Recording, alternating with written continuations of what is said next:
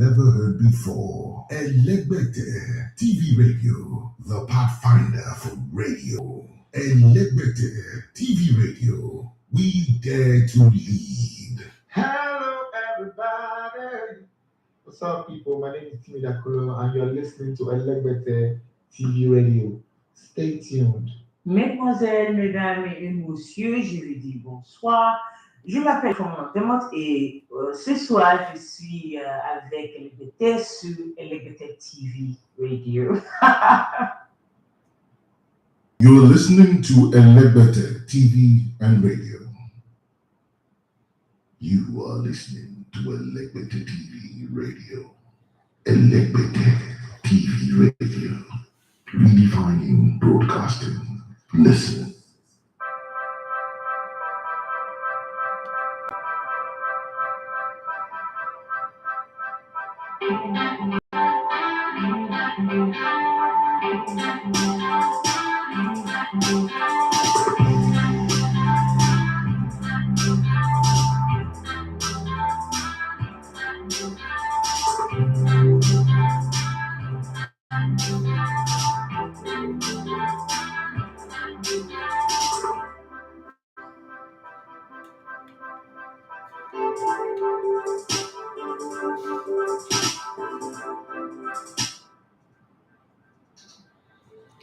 Good morning, Patrick. You good, right?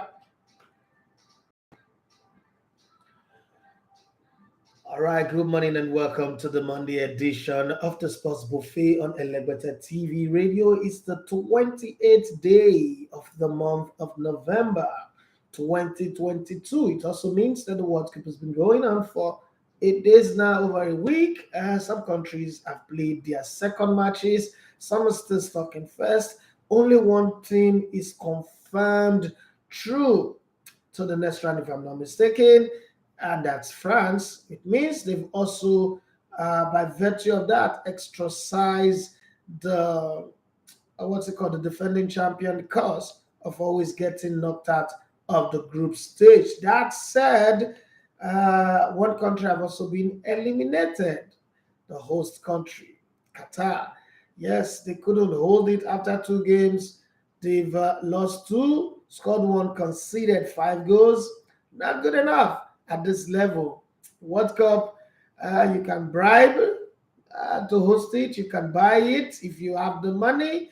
You can spend $225 billion to host the World Cup. But when it gets to playing on that field, you better come with skills, ability, talent, and the grit, the never say die attitude.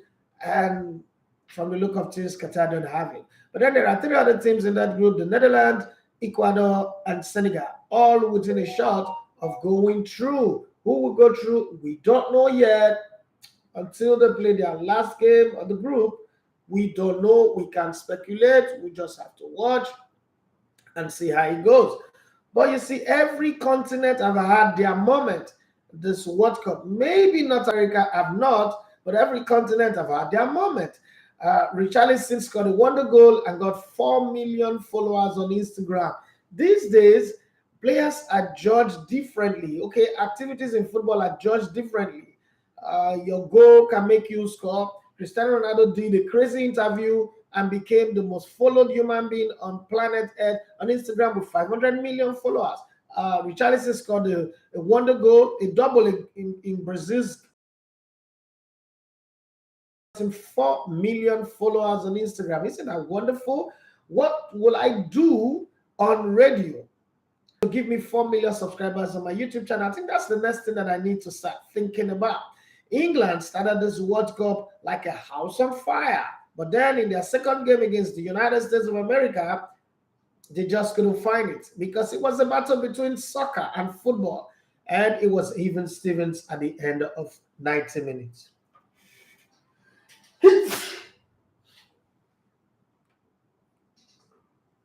Yeah, I'm caught up in this whole runny nose, flu. I don't know. I've been in a dusty environment, shooting a series, a comedy series, all through last week. I wasn't here on Thursday and on Friday. But let me continue with my opening. Lewandowski, in all of his magisterial glories and wonders, so many things have not happened for him.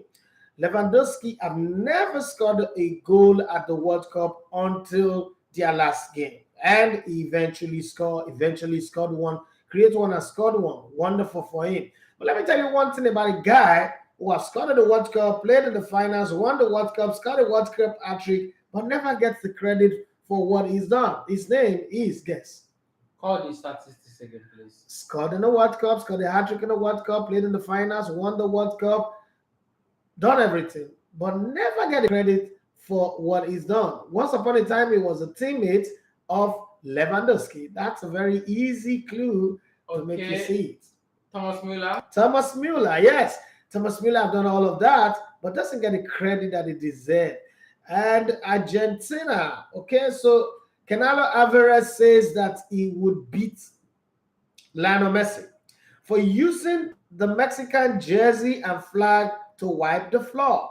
So, and Messi, there's a chance that at the end of the season, will be going to Inter Miami. Let's be very honest. We all know that Canelo Alvarez is just trying to jump on the popularity of the World Cup to make himself popular among football fans or get hated more among double dare you, triple dare you, and quadruple dare you Messi. Not because Messi is a fighter, but when Messi moves, the galaxy moves. Planetary system and all of the stars align together to move.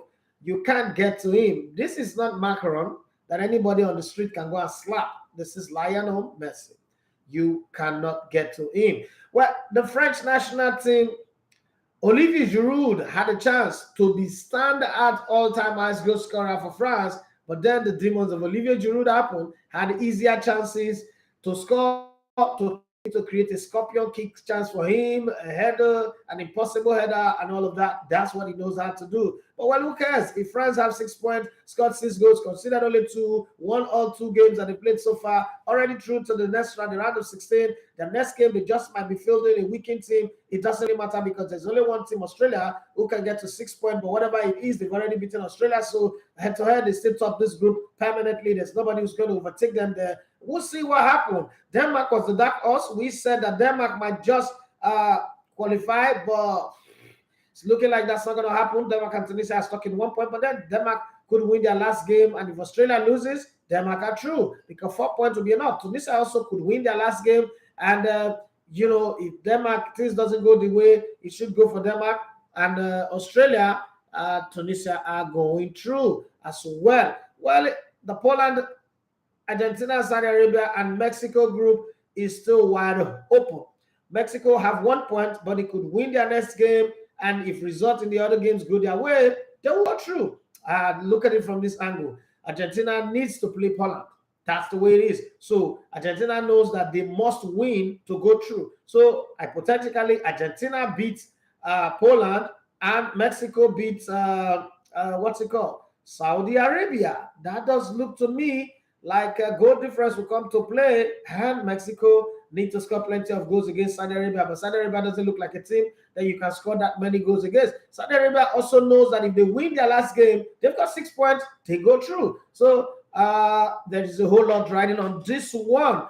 For one, Argentina cannot afford to say they want to draw. That doesn't also look good for them because a draw against Poland will take Poland to 5 points, Argentina 4 points, and if Saudi Arabia wins, Saudi Arabia goes to 6 points. But Argentina out. So Argentina have only one job and one job only.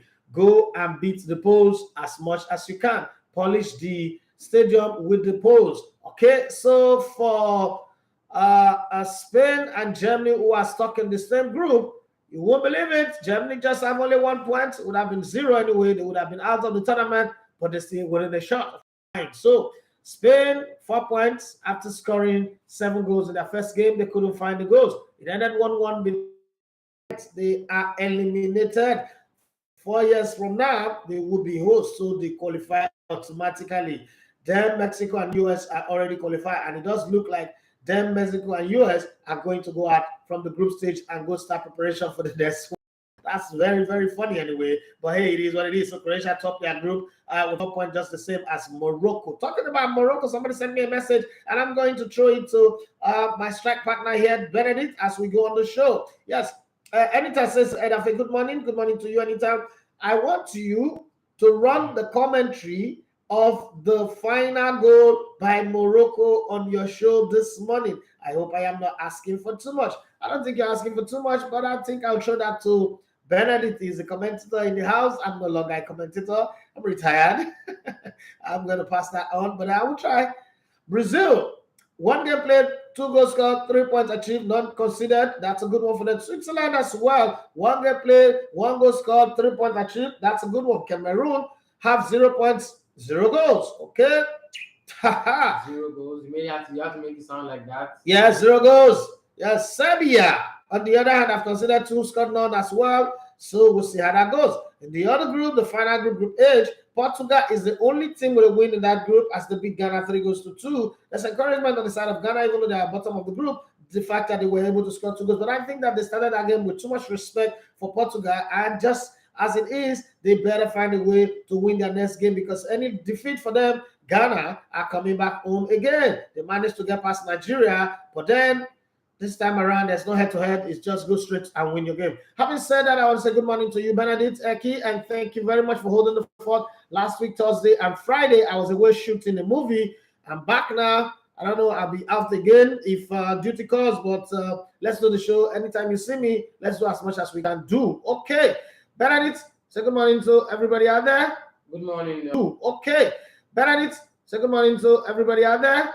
Good morning, the Elevator TV radio family. How you all doing? How was your weekend? Good morning, Mr. Dafe. How was the comedy series? I'm really looking forward to it, because that's my dopamine. I like comedy series. So yeah. You better Film FC people have spoiled you. Dopamine. Say Film FC word. They've spoiled you. Small boy. But seriously speaking, I'm looking forward to it, because I'm pretty sure it's going to be good. It's maybe you doing it. But the World Cup weekend, it's coming up next year, somewhere in the middle of next year. That's when you'll see it. That's a long time. Yeah, going into post. Now Christmas, everybody's going to go on break. They'll resume mid-January. We'll start doing post-production and then work with a distribution company that will put it out there. So hopefully mid next year, you would see it. That's fine. And hopefully my podcast is about to resume recording again. First quarter of next year. I mean, the year that seemed to look like a terrible one after the Super Eagles failed to qualify for the World Cup and we lost that $1 million. It's beginning to end again with some bright and beautiful news. Not as much as $1 million anyway, because by now I would have bought a studio, an apartment for the studio, or probably bought a property and start building a new studio. By now I would have also bought a house for myself. But hey, it's one of those things that happen. You have not brought a private jet? No, not yet. Private jet. I will get a private jet, but not yet. Definitely, it's on the list. It's on the bucket list. As long as I stay alive and I keep doing these things that I'm doing the way I'm doing them and improving on them, I'll definitely get a private jet. But for you, how was Thursday and Friday for you? Thursday and Friday was first time I couldn't listen to you. I just was focused. I was zoomed in on what I was going to do. Well, Thursday and Friday was pretty much great. Friday was a bit behind as Thursday was, but Thursday was a fire. Although Instagram had to cut my life due to the fact that I was playing. You're playing music. Unwanted. I was just doing some unwanted attraction. But the Thursday edition was good really for you. Then Friday took me short notice, so I couldn't do the live, unfortunately. But it was nevertheless. Okay, no problem. Well, let's keep it going and see how it goes. To the guys out there, I don't know, but it seems like our internet is fluctuating. I hope it doesn't cut us out, but let's see how it goes. What have been the good, the bad, and the ugly for you this World Cup? Tunisia, really, I feel like they should chain all of them right now. So they should flog all of them.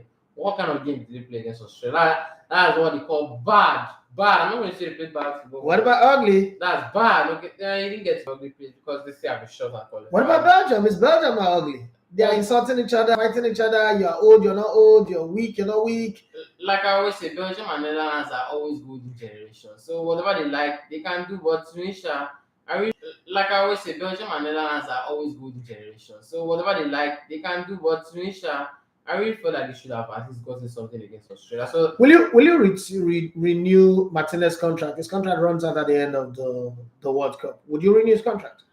well, he's been there since 2016, if I'm not mistaken. So that's a long time to have achieved either the Euros or the World Cup, which although there's only been one World Cup between that time, regardless of this one. But I think I'm going to renew his contract because Belgium national team is highly rated, and overall Belgium are not a team that everybody can really contend with, regardless of what happened. So I'm going to renew his contract for me.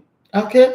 To you guys out there, will you retain the second goal? Because it seems like Belgium was still trying to get a draw. Well, they didn't play to deserve a goal in that game anyway. But it does look like they were trying to get something, and then it didn't happen. So, Stoneface.